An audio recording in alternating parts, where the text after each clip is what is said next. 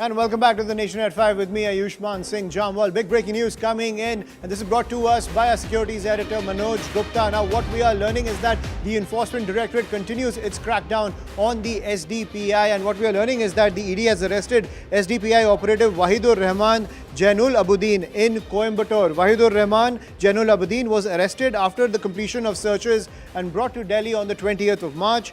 He was a physical trainer of the PFI and is also closely associated with the SDPI. The accused was also arrested earlier by the Tamil Nadu police for throwing petrol bombs while protesting against the ban against the PFI and causing damage to public and private property. He is also found to be involved in depositing cash in various bank accounts, which were further transferred to the SDPI bank accounts and shown as donations. I'm joined by my colleague Anand Narasimhan on the broadcast to get more details. So Anand, clearly this man was not just someone who handled the financial operations, but also handled a lot of disruptions and agitations and those vandalism operations, if you will, for the SDPI and the PFI.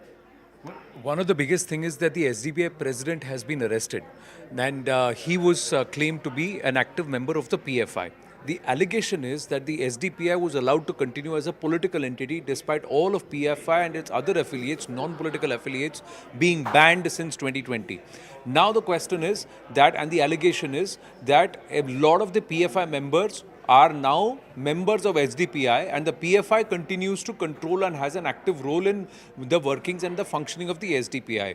The SDPI time and again comes and says, no, they are an independent entity, they've got nothing to do with PFI.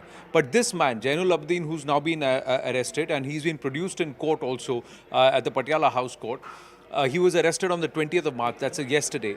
He has now been seen as depositing money into the accounts, cash. He's a member of the PFI. He's a physical trainer of the PFI, but he's been part of political agitations of the SDPI, and he's been accused of throwing petrol bombs, and he was picked up in the past in Metropolitan district when the SDPI was protesting. And he has deposited money into the accounts of people, cash that he's got from PFI, into the accounts of people who have then passed that money on to SDPI. So the SDPI, PFI close nexus and link also gets established further with this man's activities, and perhaps interrogation will reveal more details. We've just got some more information saying that the ED has overall now attached about properties amounting to 61.72 crore rupees till date. 9 prosecution complaints have been filed in the case in this and the Honorable Special Court with the aspect of PMLA, that is Prevention of Money Laundering Act. Here again, the allegation is internationally, the SDPI's outfit ISF and the PFI's outfit IFF were rotating their cadre, or intermingling of the cadre was happening, and whatever donations were being raised, money was being passed on. So the linking of SDPI and the PFI emerging, and the ED has now documents, and now perhaps the second person who is an active member of the PFI but also working for the SDPI. So the SDPI president, who was perhaps seen as a conduit and taking instructions, and now this guy Jainullabudeen. So 2 members. And that's where the ED now believes they have solid proof to say, and they can take this to this, the Central Election Commission and question whether or not SDPI should continue as a party, or should it be deregistered, derecognized, and action should be taken against the SDPI and its members too, because a lot of them are also working members of the PFI. Right. So, Anand, does it always remain a challenge to trace the contours of these organizations because they have really informal leadership structures? Does that consistently remain a challenge even after the fact that the PFI has been banned in this country? See, it's the legal tangle. They use the law to subvert the law. Now, until about 2013, 2014, before the Hadia case became a national issue, and Satya Sarani, another wing of the PFI, came into fore, Campus Front of India came into the fore. At that time, the PFI used to have a tree and all these organizations as its under umbrella branches. So they said, we are going to model ourselves around the RSS and have all its affiliate organizations as a social organization. And if the RSS had the BJP as its political offshoot, we will have the SDPI, the Students Democratic Party of India, Social Democratic Party of India.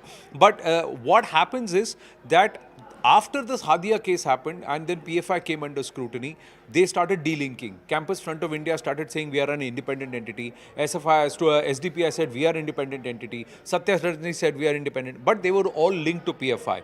Now, despite their claims, what they make as per law and paper and everybody having independent websites, what the paper trail, the money trail shows is that even after the ban of the PFI and it becoming a proscribed organization, its members are actively involved in SDPI activities, and SDPI, counter to its claims that it's an independent entity, still takes instructions from PFI and is nothing but a mere offshoot. So that's where the problems for the SDPI now mount.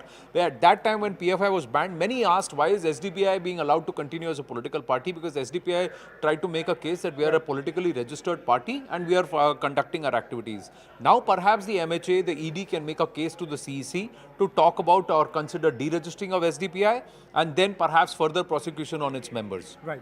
Thank you, Anand, for decoding that for us. But that's all we have to pack in on the show, ladies and gentlemen, when it comes to the crackdown on the PFI and the SDPI nexus. Up next, Plains Speak with Akanksha Swaroop.